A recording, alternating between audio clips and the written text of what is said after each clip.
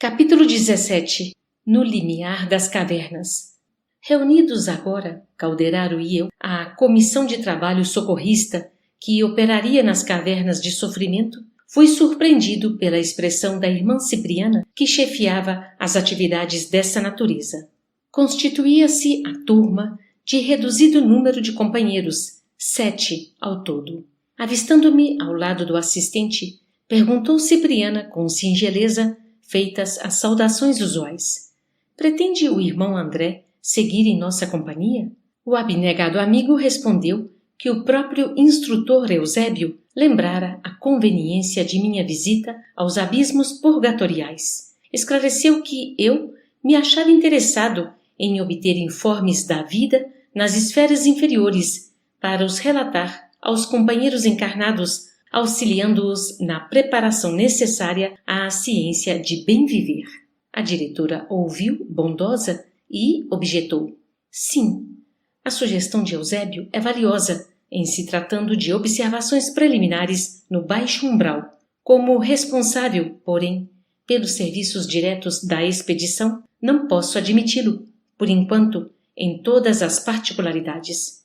Fixou em mim o olhar lúcido e meigo, como a lastimar a impossibilidade, e acrescentou: nosso estimado André não tem o curso de assistência aos sofredores nas sombras espessas. Afagou-me de leve com a destra carinhosa e acrescentou: se nos é indispensável obter difíceis realizações preparatórias a fim de colhermos o benefício das grandes luzes, é-nos imprescindível a iniciação para ministrarmos esse mesmo benefício nas grandes trevas.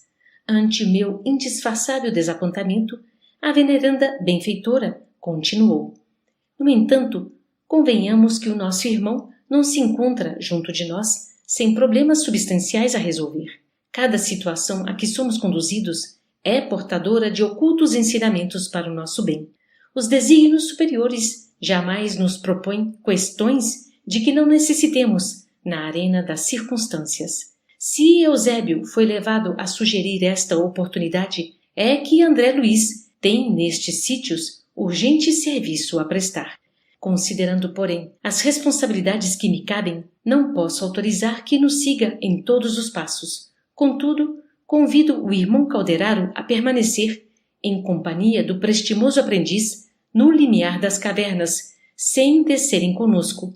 Mesmo aí, estudioso que é, ele encontrará inesgotável material de observação, sem necessidade de enfrentar situações embaraçosas para as quais ainda não se aprestou convenientemente. Em face da solução apresentada, a alegria geral voltou a confortar-nos. Agradeci contente. Calderaro também se manifestou reconhecido. E, no júbilo dos trabalhadores que se regozijam com o ensejo de incessantemente aprender para o bem, seguimos na direção de zona medonhamente sombria. Já divisara tremendos precipícios, onde entidades culposas se interpelavam umas às outras em deploráveis atitudes. Vira chover faíscas chamejantes do firmamento sobre os vales da revolta. Descobrira inúmeras entidades senhoreadas por estranhas alucinações em câmaras retificadoras. Mas, ali, estaríamos acaso alcançando a selva escura a que se referira Alighieri no poema imortal? Laceravam-me o coração as vozes lamentosas dispersas a se avolarem para o céu de fumo. Não eram lamentações apenas. À proporção que nos adiantávamos descendo, modificava-se a gritaria. Ouvíamos também gargalhadas, imprecações. Estacamos em enorme planície pantanosa, onde numerosos grupos de entidades humanas desencarnadas se perdiam de vista em assombrosa desordem, à maneira de milhares de loucos separados uns dos outros ou aos magotes, segundo a espécie de desequilíbrio que lhes era peculiar. Não me era possível calcular a extensão da várzea imensa e, ainda que houvesse marcos topográficos para tal apreciação, o nevoeiro era demasiado denso para que se pudessem computar distâncias. Percorremos alguns quilômetros em plano horizontal e, quando o terreno se inclinou de novo, abrindo outras perspectivas abismais, Irmã Cipriana e os colegas prazenteiramente se despediram de nós, deixando-nos, ao assistente e a mim, com o aviso de que voltariam a buscar-nos dentro de 6 horas. Abraçando-me, a diretora disse, gentil: desejo-te, meu amigo, feliz êxito nos estudos. Certo, ao voltarmos, receberemos tuas confortadoras impressões. Sorri, encantado, a tão generosa demonstração de apreço. Logo após, Calderaro e eu nos achamos a sós na atra vastidão povoada de habitantes estranhos. As conversações em torno eram inúmeras e complexas. Pareceu-me que aquele povo desencarnado não se dava conta da própria situação, pelo que me foi possível ajuizar de início. Enquanto densas turbas de almas torturadas se debatiam em substância viscosa, no solo onde andávamos, assembleias de espíritos dementes enxameavam não longe em intermináveis contendas por interesses mesquinhos. A paisagem era francamente impressionante pelos característicos infernais que nos circundavam. Notando a displicência de muitos daqueles irmãos infelizes, não sopitei as lucubrações que me surgiam. Os grupos de infortunados agiam ali, desconhecendo os padecimentos uns dos outros. Certos grupos volitavam a pequena altura, como bandos de corvos negrejantes, mais escuros que a própria sombra, a envolver-nos, ao passo que vastos cardumes de desventurados jaziam chumbados ao solo, quais aves desditosas de asas partidas. Como explicar tudo isso? Iniciei meu interrogatório, dirigindo-me ao instrutor. Será que estes míseros precitos nos veem? Alguns sim, mas não nos ligam maior importância. Estão muito preocupados consigo mesmos, abrigam no coração sentimentos rasteiros e tardarão em se libertarem deles. Toda essa gente permanece, porém, desamparada, entregue a si mesma? Não, respondeu Calderaro, paciente. Funcionam, por aqui, inúmeros postos de socorro e variadas escolas em que muita gente pratica a abnegação. Os padecentes e as personalidades torturadas são atendidas de acordo com as possibilidades de aproveitamento que demonstram.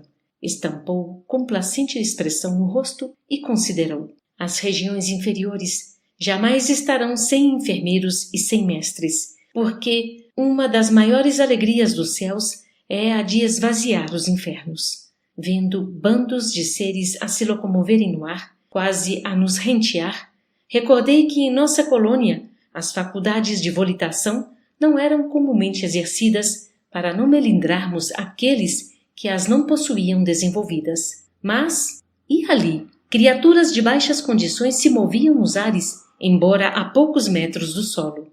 Calderaro, porém, explicou: não te surpreendas. A volitação depende, fundamentalmente, da força mental armazenada pela inteligência. Importa, contudo, considerar que os voos altíssimos da alma só se fazem possíveis quando à intelectualidade elevada se alia o amor sublime.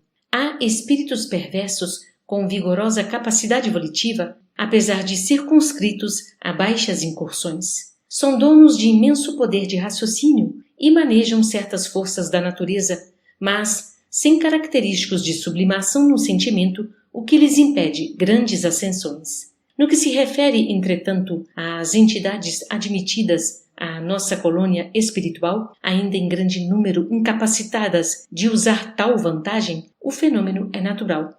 É mais fácil recolher criaturas de maiores cabedais de amor com reduzida inteligência e convivermos com elas no processo evolucionário comum do que abrigarmos pessoas sumamente intelectuais sem amor aos semelhantes. Com estas últimas, a vida em comum, no sentido construtivo, é quase impraticável.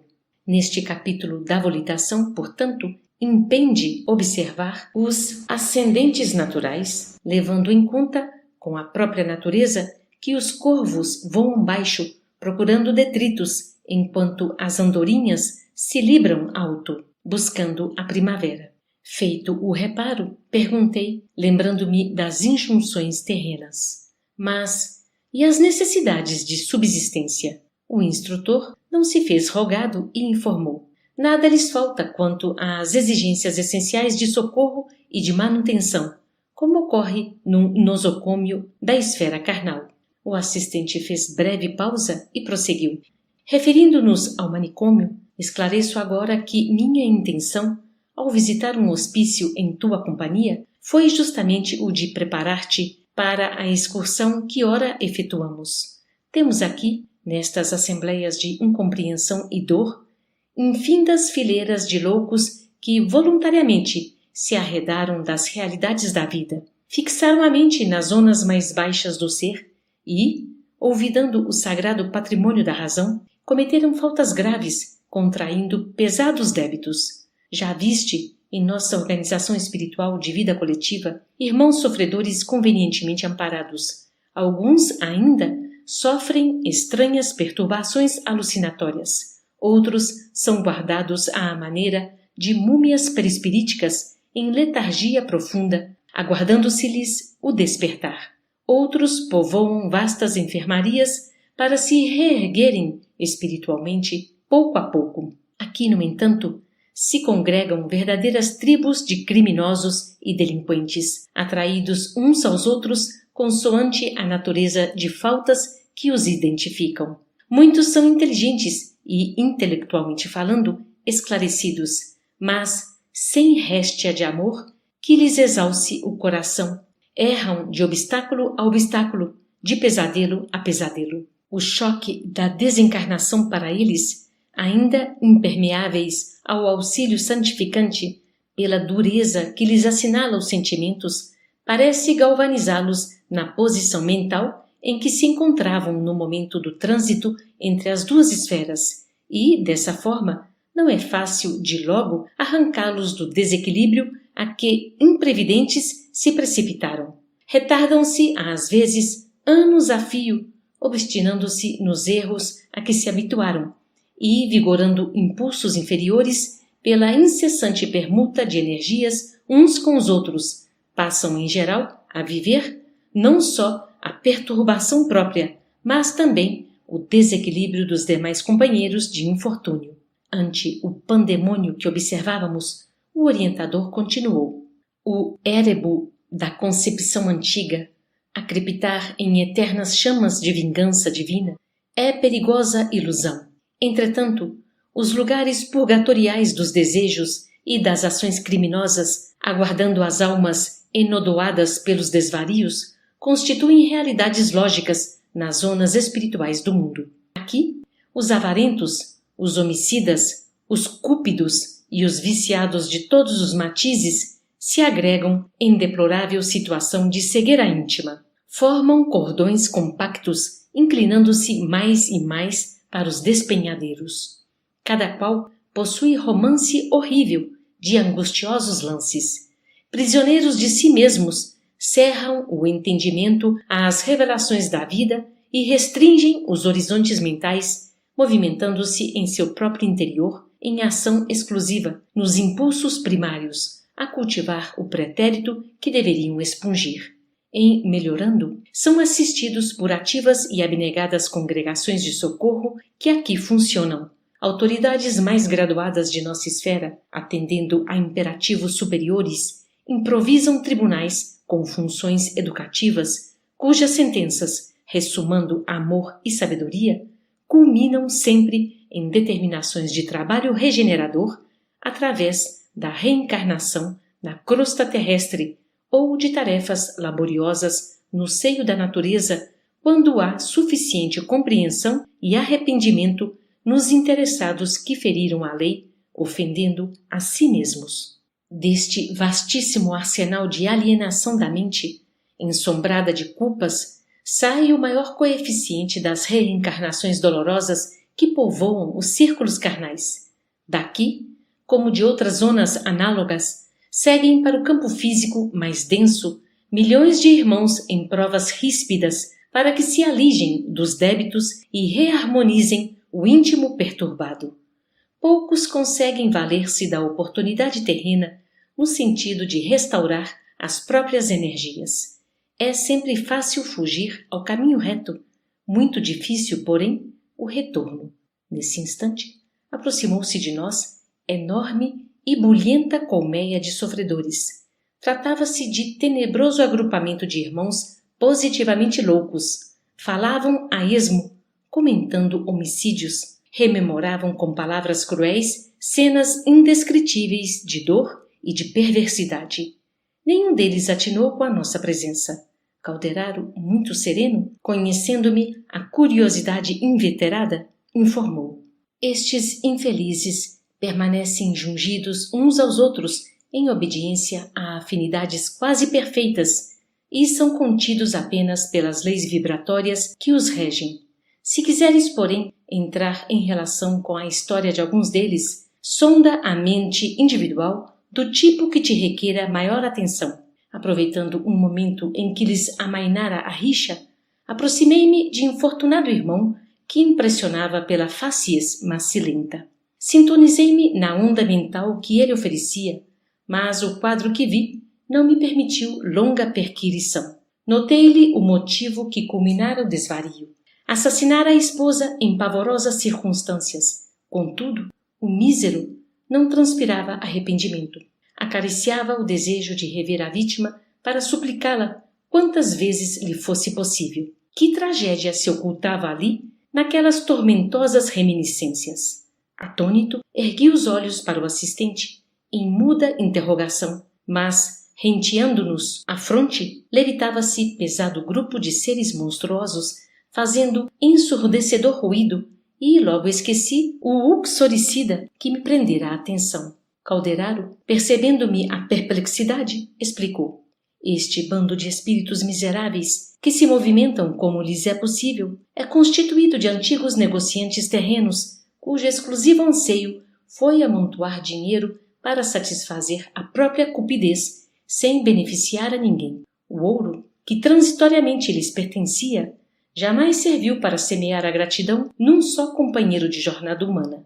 Famintos de fortuna fácil, inventaram 1000 recursos de monopolizar os lucros grandes e pequenos, em nada lhes interessando a paz do próximo. Foram homens de pensamento ágil, sabiam voar mentalmente a longas distâncias, garantindo êxito absoluto às empresas materiais que levavam a termo com finalidade exclusivamente egoística. Não lhes incomodava o sofrimento dos vizinhos, ignoravam as dificuldades alheias, despreocupavam-se do valor do tempo em relação ao aprimoramento da alma. Queriam unicamente acumular vantagens financeiras e nada mais.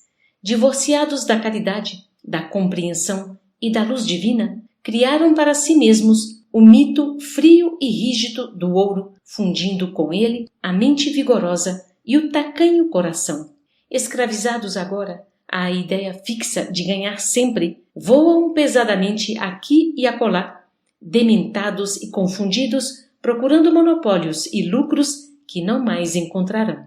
Condoí-me, quis deter alguns, confabular com eles fraternalmente, de modo a esclarecê-los. No entanto, o instrutor paralisou-me os braços, murmurando: que fazes? Seria inútil. Impossível é reajustar, num momento, apenas com palavras, tantas mentes em desequilíbrio cruel. E, impulsionando-me para a frente, concluiu: vamos. Consumirias muitas semanas para conhecer a paisagem de dor que se nos estende à frente, e dispomos apenas de algumas horas.